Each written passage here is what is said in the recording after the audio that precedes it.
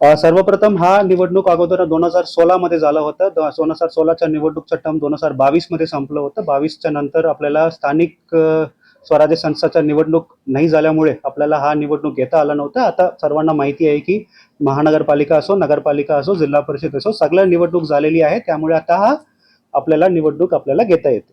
आता थोडक्यात आपल्याला म्हणजे टाइम टेबल आपल्याला सर्वांना सांगतोय की सर्वांना सांगतो. सर्वप्रथम नोटिफिकेशन जाहीर होण्याची तारीख आहे 25 मे 2026 मध्ये नोटिफिकेशन याच्या जाहीर आम्ही करणार आहेत. त्या दिवशीपासून 1 जून 2026 पर्यंत नॉमिनेशन दाखल करता येईल. त्यानंतर 2 जून 2026 मध्ये नॉमिनेशनच्या स्क्रुटनी होईल.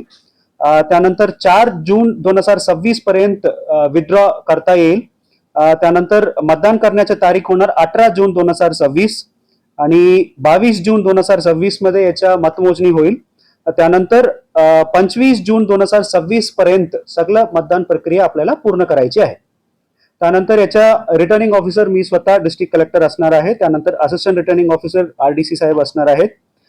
मतदार यादीमध्ये टोटल एकूण 616 लोक आहेत. याचं वर्गीकरण मी सर्वांना सांगतो.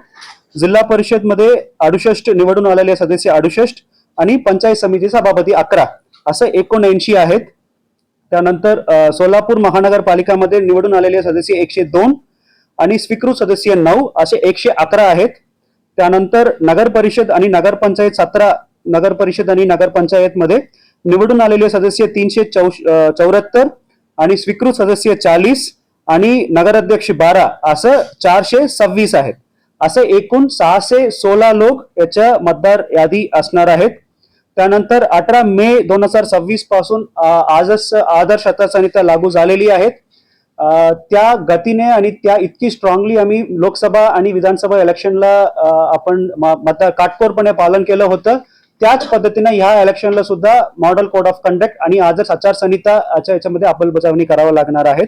याच्यामध्ये जे काही मीटिंग मध्ये खर्चाबाबत चर्चा होईल, ज्या काही मीटिंग मध्ये फंड्स बाबत चर्चा होईल, तो काही घेता येत नाही. DPTC आपल्याला काही घेता येत नाहीये. त्यानंतर ज्या मीटिंग मध्ये पॉलिसी डिसिशन्स होईल त्या मीटिंग सुद्धा आपल्याला ह्या कालावधीमध्ये घेता येत नाहीये. बाकी जे काही म्हणजे MCC मध्ये जे काही लागू आहे तो आहे, त्या डिटेल आपण मागच्या 2 मीटिंग मध्ये आपल्याला सांगितलेली आहेत. याच्यामध्ये 2 ड्राय डे असणार ह्या कालावधीमध्ये. एक त्या दिवशी मतदान होणार आहे त्या दिवशी ड्राय डे असणार, त्या दिवशी काउंटिंग होणार आहे, मतमोजणी होणार आहे त्या दिवशी सुद्धा ड्राय डे असणार आहे. प्रत्येक तालुक्याला आम्ही 3 टीम फॉर्म केलेली आहेत. एक FST, SST आणि VST 3 टीमच्या ऑर्डर सुद्धा आमच्याकडून झालेली आहेत. नॉमिनेशन स्वीकारण्याचे ठिकाण माझा चॅम्बर असणार, कलेक्टर चॅम्बर असणार आणि नॉमिनेशन स्वीकारण्याची तारीख 25 मे पासून 1 जून पर्यंत असणार आहे. त्याच्यामध्ये फक्त पब्लिक हॉलिडेज वगळून 25 मे पासून 1 जून पर्यंत नॉमिनेशन स्वीकारण्यात येईल. म्हणजे 25 तारीख, 26 तारीख, 27 तारीख, 29, 30 आणि 1 जून असं आपल्याला मतदान स्वीकारण्याच्या तारीख आहेत. आमच्या गॅझेट प्रमाणे 28 तारीखला ईद आहेत, पण लोकांच्या असं माहिती भेटत आहे की तो 27 तारीखला शिफ्ट होणार आहे. पण आजच्या परिस्थितीमध्ये 28 तारीख ईद मध्ये आम्ही इथे नॉमिनेशन स्वीकारणार नाहीये. तो 27 तारीखला झाला तेव्हा आपल्याला चेंज होईल, तेव्हा मी आपल्याला कळवतो. आणि नॉमिनेशन स्वीकारण्याचा वेळ असणार सकाळी 11 वाजतापासून संध्याकाळी 3 वाजतापर्यंत. नॉमिनेशन फी 100 रुपयाची आहे प्रति फॉर्म आणि डेपॉझिट आहे 10,000 रुपये ओपन कॅटेगरीसाठी आणि SC ST कॅटेगरीसाठी 5,000 रुपये. आणि मतदान केंद्र आम्ही 6 तयार केलेली आहेत. प्रत्येक SDM ऑफिस म्हणजे प्रांत ऑफिस मतदान केंद्र असणार आहेत आणि केंद्र अध्यक्ष स्वतः तहसीलदार असणार आहेत. आणि मतमोजणीची तारीख मी तुम्हाला डेट ऑफ पोल करण्याची तारीख तर मी तुम्हाला सांगितलं 18 जून आणि वेळ आहेत मतदान करण्याचे वेळ आहेत सकाळी 8 वाजतापासून संध्याकाळी 4 वाजतापर्यंत. आणि मतमोजणी करण्याच्या ठिकाण आम्ही टेंटेटिव्हली असं प्रपोज केलेली आहे की आमच्या नियोजन भवन असणार आहे, जे कलेक्टर ऑफिस मध्ये असणारे नियोजन भवन असणार आहे. या व्यतिरिक्त 2-3 विषय मी सर्वांना सांगायचे जनरल सूचना. मी अगोदर सांगितल्याप्रमाणे ज्या गतीने इतकी स्ट्रिक्टली आम्ही आदर्श आचारसंहिता आम्ही मागच्या लोकसभा निवडणूक आणि विधानसभा निवडणूक मध्ये आम्ही काटकोरपणे पालन केलं होतं, त्याच पद्धतीने आपल्याला हा निवडणूक सुद्धा MCC लागू आहेत, आदर्श आचारसंहिता लागू आहेत.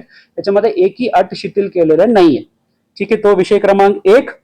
विषय क्रमांक 2, याच्यामध्ये सर्वांना माहिती असेल की विधान परिषदच्या निवडणूक पूर्ण प्रोपोर्शनल रिप्रेझेंटेशन आहेत. त्याच्यामध्ये पसंती क्रमांक आपल्याला द्यावा लागणार आहेत. त्यामुळे ईव्हीएम मशीन्स आम्ही वापरणार नाहीये. तो दुसरा विषय आहे.